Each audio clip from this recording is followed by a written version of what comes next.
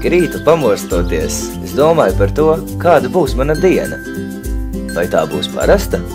Vai es pats varēšu to padarīt nozīmīgu un jēgpilnu gan sev, gan citiem? Man nav šaubu, ka vislabākais veids, kā kaut ko mainīt, ir līdzdarboties.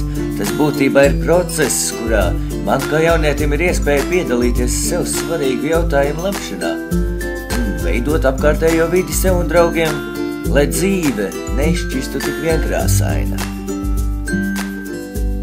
Starp citu, dienu es parasti sāku ar mazgāšanos un glāzi piena, lai pilnībā atmostos un iestiprinātos.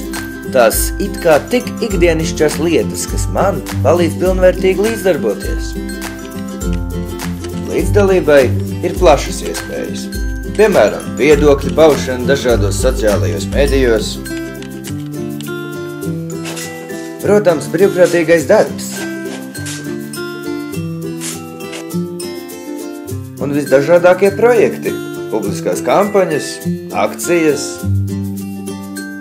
Es esmu pārliecināts, ka līdzdalība spēj vainagoties ar milzu panākumiem.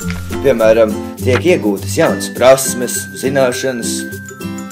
Tā ir lieliski iespēja iegūt jaunus draugus. Kā arī veids, kā pozitīvi mainīt savu un sabiedrības nākotni.